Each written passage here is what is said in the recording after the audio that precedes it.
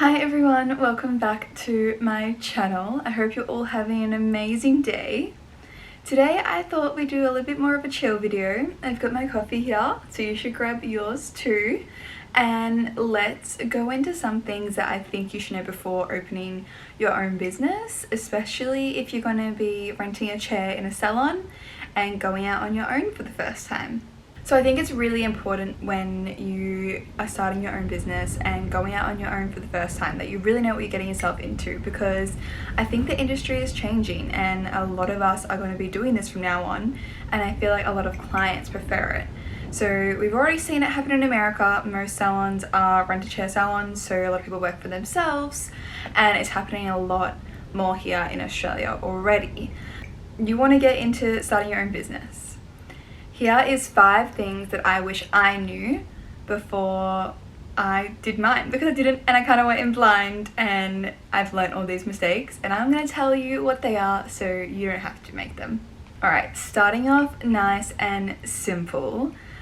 You will always be working. Always. With owning your own business, it means that there are hardly any days off anymore. You don't really just get to go to work and leave all your problems at the door at work. It comes home with you. It could include clients messaging you. You have to be on top of that because you don't want to let your message requests get too long of a wait time, because then clients are just going to go somewhere else. You will be replying, you will be working, putting in your notes. Most of the time, my bedtime routine is I will get into bed and I usually put my notes in before I go to sleep of what colors I did that day, so I remember the client's history. Also, you now have to be a social media girl. When you are doing your own business, you have to market somehow, and as we all know, today's day and age, all marketing is social media. And you can do it for yourself for free, but it means a lot of extra hours. You will always be creating content at work and then editing it when you're at home. And it does get pretty exhausting at times. Luckily for me, I have found a hobby in it, and look what we're doing now. We're doing YouTube and doing more content creation, which I wouldn't probably have done if I didn't do this. But it does mean that you have to do a lot more work. You also, all the boring stuff to accounting, all that, which we will get into more of that. But that stuff isn't too bad. If you get yourself a really good accountant and you have a good system, you can just do that monthly. So that's okay. But I think the biggest one is content creation and replying to clients. And your mind will always be ticking. It's so hard to turn off. And you're always thinking, what can I do better? But that is the first one. All right, our second one. Now, it depends where you are coming from. If you are anything like me and you are going to a salon where you are bringing 0 clientele with you, then this might be one for you. It's not as easy to be fully booked as you think. Now, I know that when I first started, I was like, it will be so fine. Clients will come in. I'll be able to get them in. It'll be okay. It will all work out. And luckily it did, but it definitely did take some time. And even now, I still have gaps in my book some days. I think it's normal for every hairdresser to have gaps in their book, but you have to grind to get them in there. And I think this is when the whole marketing comes into play and social media. I haven't taken a break from social media before just because my head was going to explode from the amount of workload I had. But I think I have noticed that when you do market yourself a lot, the clients come rolling in more. So that's, if you're not willing to market, then you're not really going to get your clients in, and that's just how it goes. All right, this one also goes hand in hand. This is my third one. Don't expect your family and friends to support you, which was a big shock to me. I thought that all my family and friends would absolutely have my back. No, they didn't, which is fine. So I think it's really hard it's a hard pill to swallow when you think that all your friends and family are going to support you and come to you, and then they don't. And I don't know, maybe it's just who I am as a person. I will always support my friends no matter what they do, but a good majority did, some didn't. I think unless they are a business owner themselves or work for themselves, or if they're not in a career that they really can understand it, they probably don't get what it means to support. But I have heard it a lot from other people in the beauty world, whether it's hair, skin, nails, lashes, brows, whatever, that not all your friends will support you.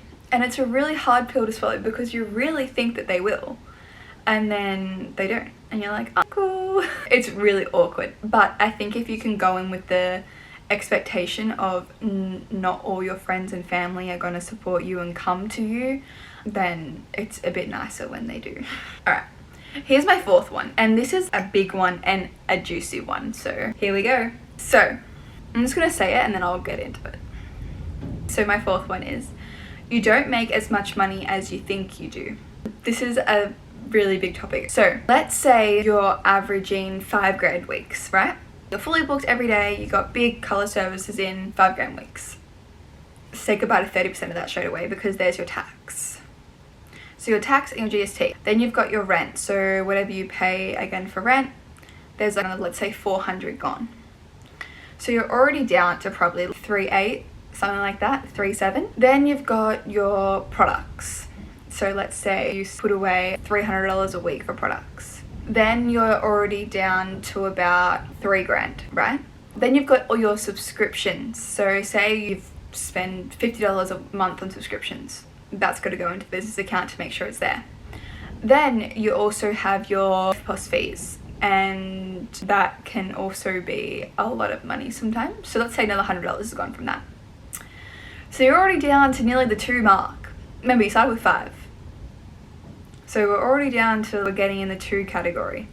Then let's say you might, and this is how I work my business, you don't have to do this, but I like to have a safety net.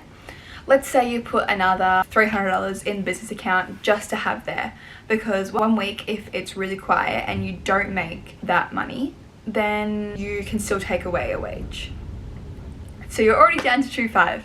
Goodbye to about half of the money you earn, because it has to go. And it's so sad when you see it go, because you're like, oh my god, I had a great week this week, I made 5 grand. Half of it's gone, and it sucks. Because I remember when I was working at my previous salon and I was doing my commissions and looking at how much money I made and everything, and I was like, wow, I've made a lot of money this week. Now, not me personally, but I made a lot of money for the salon this week. And I'm like, oh my god, imagine I could just do this on my own. And this is where it started turning, right? And you're like, oh my god, you know, I made this salon like 7 grand this week. That's crazy work. And then, oh my god, I could take that home. That's good.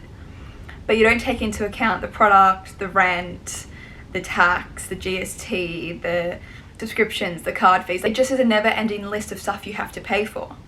So I think you have to be prepared that you have to say goodbye to half of your money, because you are not going to see it.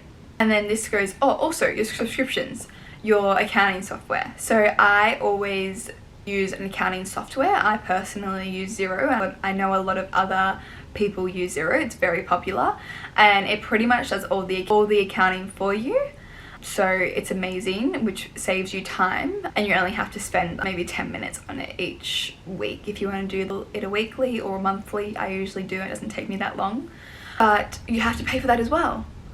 So it all accumulates. So I would say definitely don't go in with the expectation that you are going to make so much money, because you most likely aren't. You probably might even make less for a little bit than what you were working at your previous salon full-time as an employee. So I would definitely just get that expectation out of your head that you might not even make any money for a couple months, because you have to build everything up. And then I think once you get a bit of a safety net there and you have money put away for tax and you have a bit of a buffer you can play around with for if you have a slow week or you need to buy product or you need to do any of that stuff, then you can start taking some money home. That's what I did personally, and it sucked for, I think I didn't take a wage home for the first 3 months, which I was extremely blessed to be in the position to be able to do. And I know not everyone can do that, but I think that you have to get the expectation out of your head that you're going to be taking 5 grand home clear a week. Maybe Christmas week you could do that, I don't know, but you have to be very busy to do that. Depends also where you're working, what your prices are. And my last one is a funny one. People will drain your life. Literally drain your life. I can't even tell you how many messages I have gotten over this 3-year period of in-depth consults and talking to people and everything, and then ghosted, doesn't book an appointment, or clients not understanding what I'm saying, and it's this big ordeal. Remember that when you are on your own, you are literally on your own, so you don't have anyone to back you up. There is no owner coming to save the day and help you with a difficult client. There is no receptionist that is messaging a client for you, and you just rock up and do the job and that's it, and they do the booking in and the payments and all that stuff. It is all on you. You are now a hairdresser, a receptionist, a boss, customer service, you are an accountant, social media manager, the list goes on forever. You are literally on your own, and people will drain your life, but you have to take that with just, it's okay, whatever. But I think that's really important to know that you are literally on your own, and there is no one coming to help you or save you, and you have to do it on your own. So when a client's unhappy, that's you messaging back and forth. It could be late at night. You could have a consultation with someone that takes you 20 minutes to write up a big message because they've sent you a massive paragraph this long with about 10 inspo photos and photos of their own hair, and then you actually take time to look at it and think about it and get a good reply going back, and then they just don't even reply, they just see it, and it actually hits you right in the gut. It's like, oh, I spent so much time thinking about that and writing back a really nice reply and how we would tackle this and how we would do it, and then giving them a price and everything, and they just say, oh, ghosted. But I think it's really important to know that you're on your own with everything. So that's really an important thing to know. No one's coming to save you. No one's coming to write that email for you, talk to that client for you. Like, it is on you. That is my 5 things that I wish I knew before I started my own hairdressing business. If you guys have any other questions or want to know anything else about anything I just spoke about, drop a comment below and I will answer it. And remember to like and subscribe for more hair content. Alright, bye!